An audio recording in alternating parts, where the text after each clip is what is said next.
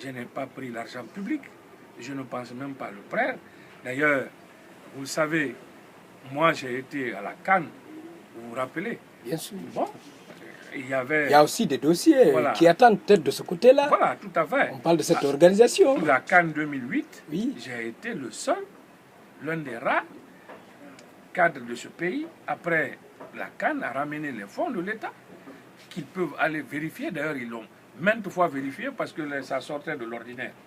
Mais, honnêtement, moi je ne me reproche de rien. Et puis mieux, ça dépend de la personnalité des gens. Nous, on ne peut pas faire ça à notre pays. On ne peut pas. Mieux, on a été ministre dans des circonstances que vous connaissez. Franchement, c'est après des péripéties douloureuses que le pays a connues qu'on a fait venir le gouvernement de consensus dirigé par Lansana Kouyaté. Nous savons comment les choses étaient à l'époque pour nous permettre quand même de nous mettre encore, que la rue nous amène comme ministre dans ce pays et qu'on se mette encore à faire ce que cette rue reprochait aux autres. Non, ça ne ressemble pas. Par éducation, par naissance et par personnalité, on ne peut pas faire ça. Moi, je respecte la chose publique parce que quelque part, j'ai appris ce que c'est l'État. Je sais de quoi s'agit-il. Depuis l'école, au Maroc, quand je faisais la faculté de droit, c'est ce qu'on m'a appris, à gérer l'État, à comprendre ce que c'est, à savoir où sont comment dirais-je, quelles sont mes obligations et quelles sont les obligations des concitoyens.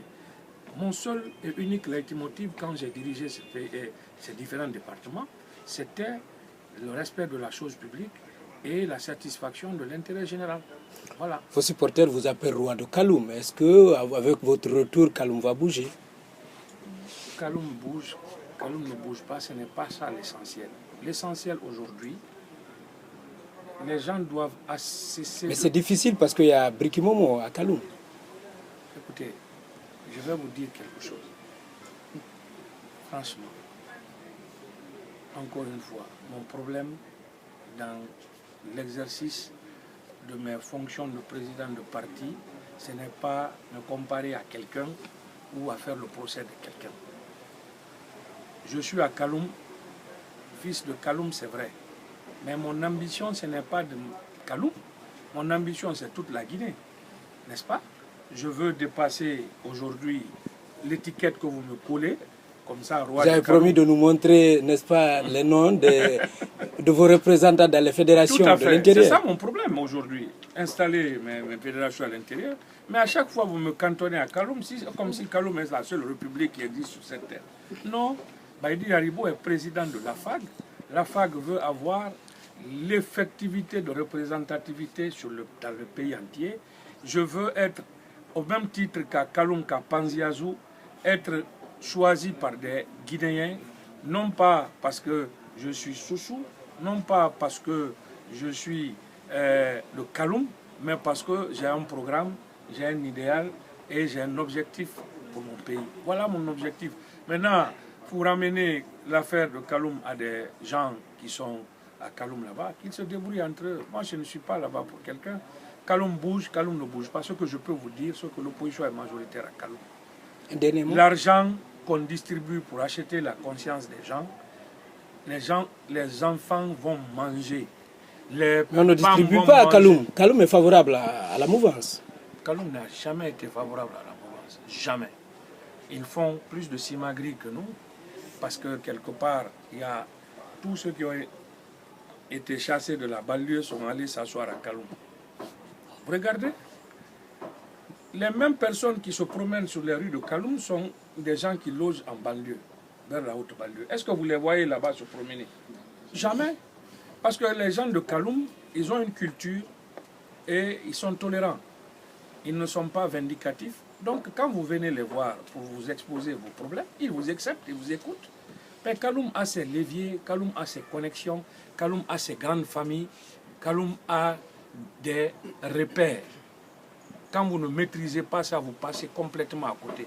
Ceux qui veulent résumer Kaloum à un problème de sous, ils n'ont qu'à continuer à partager l'argent.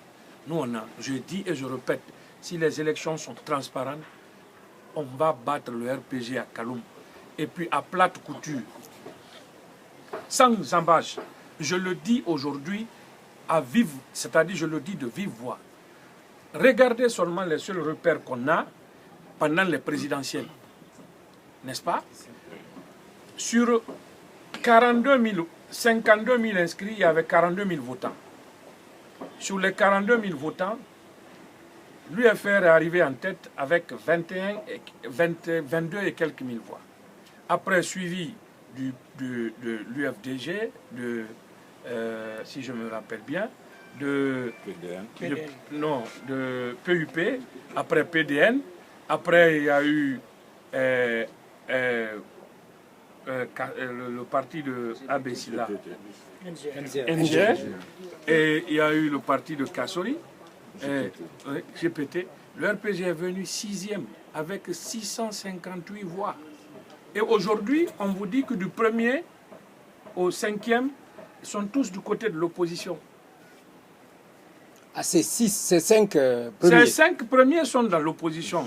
Qu'est-ce que vous voulez avec une situation pareille?